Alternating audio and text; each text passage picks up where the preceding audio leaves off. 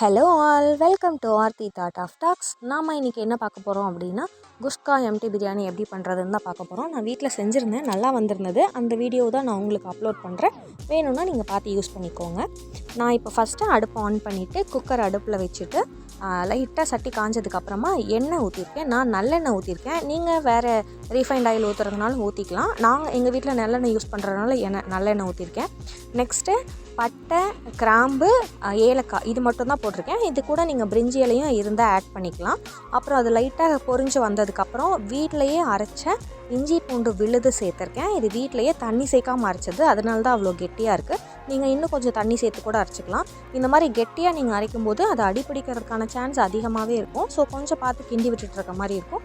அடுப்பை நீங்கள் சிம்மில் வச்சே கிண்டி விட்டுக்கோங்க.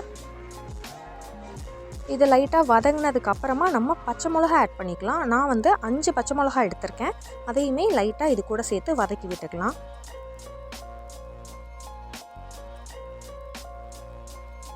அடுத்ததாக நான் ஒரு 8லேருந்து 9 வெங்காயம் கிட்ட மீடியம் சைஸ் வெங்காயம் நீல வாக்கில் கட் பண்ணி வச்சுருந்தேன். அந்த வெங்காயத்தை ஆட் பண்ணிக்கலாம்.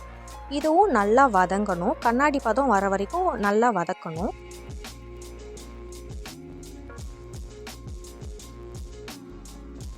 இந்த மாதிரி வதக்கிற டைமில் அடுப்பை அப்பப்போ மீடியம்லேயும் அப்பப்போ ஹைலையும் அப்பப்போ சிம்லேயும் வச்சு மாற்றி மாற்றி வதக்கிக்கலாம்.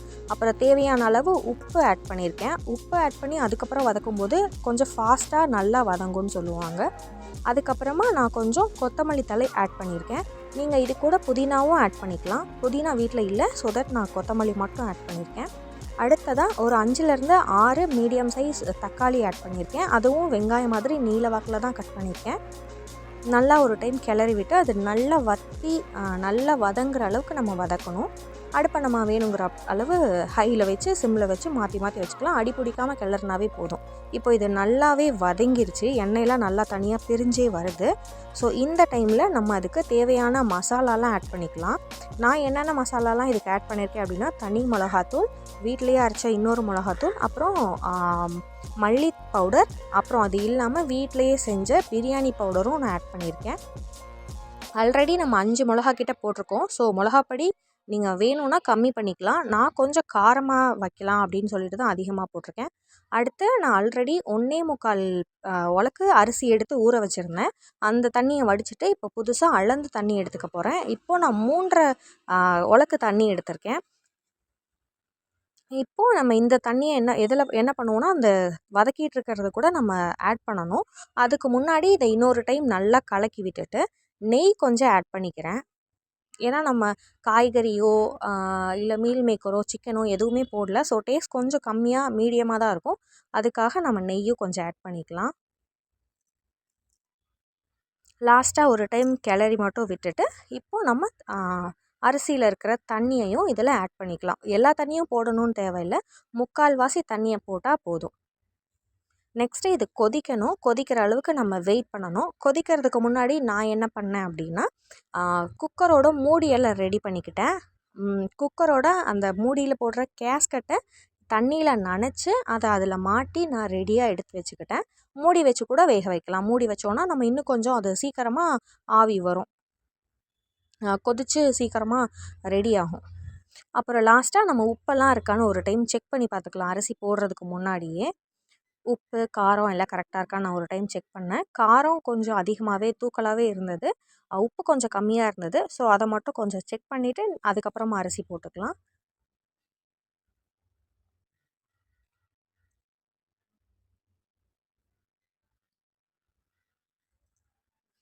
மணம்லாம் நல்லாவே சூப்பராக வந்தது. நெய் வேறு போட்டிருக்கோம். இது இல்லாமல் வீட்டிலேயே செஞ்ச பிரியாணி பவுடர் வேறு போட்டிருக்கோம். ஸோ நல்லா சூப்பராக பிரியாணி மாதிரியே ஸ்மெல் வந்தது. ஸோ இன்னொரு டைம் அதை டேஸ்ட் மட்டும் பார்த்துட்டு இதுக்கப்புறமா நம்ம அது கொதிக்கிற அளவுக்கு வெயிட் பண்ணணும். கொதித்ததுக்கப்புறமா நம்ம அரிசி போட்டுக்கலாம். இப்போ இது நல்லாவே கொதிச்சிருச்சு. ஸோ லைட்டாக ஒரு தடவை கிண்டி விட்டுட்டு அரிசியை போட்டுடலாம்.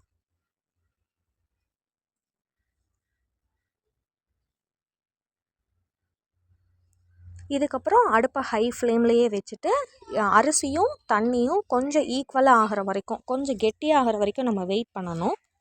நல்லா கொதிக்குது, அப்பப்போ கிண்டி விட்டுக்கோங்க.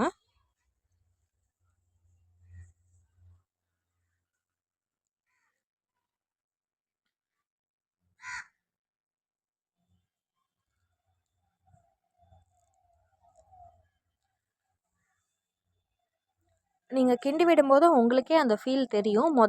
தண்ணி ரொம்ப அதிகமாக இருந்திருக்கும். அதுக்கப்புறம் கொஞ்சம் நேரம் கழிச்சு நம்ம கிண்டும்போது தண்ணியும் சாதமும் ஒரே லெவலுக்கு வந்த மாதிரி இருக்கும். ஸோ அந்த டைமில் நம்ம மூடி போட்டு விசில் போட்டு அடுப்பை சிம்மில் வச்சிடலாம். இப்போ சிம்மில் இருக்கட்டும்.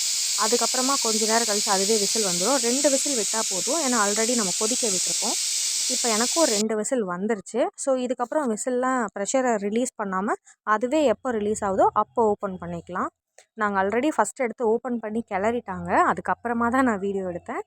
ஃபஸ்ட்டு நீங்கள் ஓப்பன் பண்ணும்போது கலர் கம்மியாக தான் இருக்கும். பட் ஓப்பன் பண்ணி நீங்கள் நல்லா ஒரு டைம் கிளறி விட்டுட்டிங்கன்னா கலர் ரொம்பவே சூப்பராக இருந்தது. இன்னும் சொல்லணுன்னா நான் இதை குஸ்கான் நினச்சி தான் பண்ணேன். எம்டி பிரியாணி மாதிரி இருக்கட்டும்னு. ஒரிஜினல் பிரியாணி மாதிரி ரொம்பவே டேஸ்ட்டாக இருந்தது. இது கூட நாங்கள் உருளைக்கிழங்கு வச்சு சாப்பிட்டோம். ரொம்பவே சூப்பராக இருந்தது. நீங்களும் ட்ரை பண்ணி பாருங்கள். மறக்காமல் நம்ம சேனலை சப்ஸ்கிரைப் பண்ணிக்கோங்க.